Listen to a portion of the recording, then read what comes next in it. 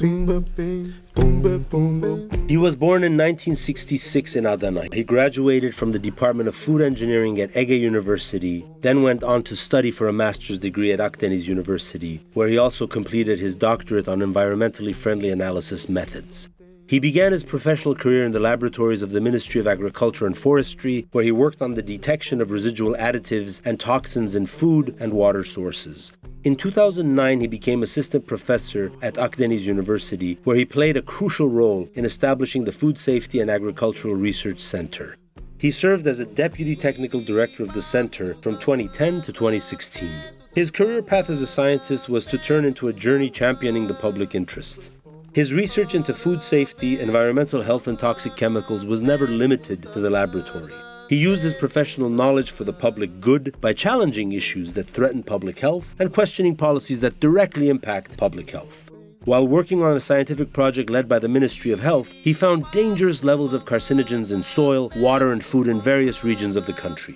Although he shared this critical data with the relevant authorities, the results were not made public.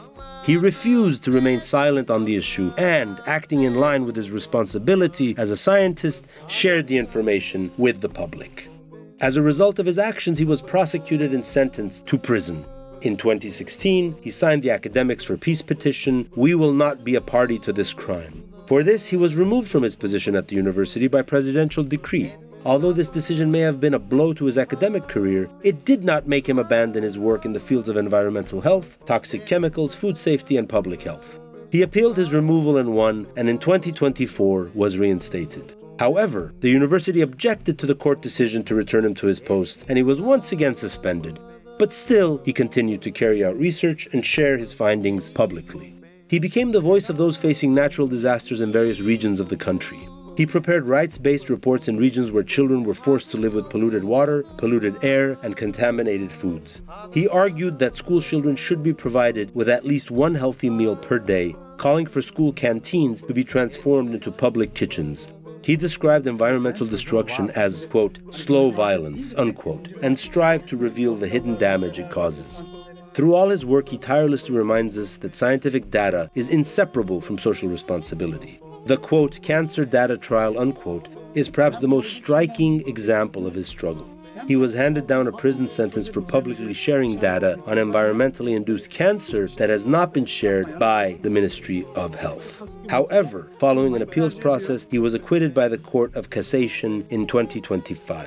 This verdict has paved the way for a renewed questioning of the boundary between social responsibility of science and state secrets. He continued his call for transparency in the food sector, drawing attention to the discrepancies between advertising and informing the public in the promotion of industrial food products in particular. As a result of his statements on this issue, a food company took him to court. Despite all the legal pressure, he has never given up on defending his belief that public health cannot be ignored for the sake of commercial concerns. He has played an important role in providing public access to vital information by sharing about technical issues such as food safety in a clear and concise way. He has always prioritized academic freedom, both while selecting his research topics and when sharing their results. With scientific integrity, an insistence on defending the public interest, and the courage to take risks, he has always acted with an understanding of his professional and ethical responsibility.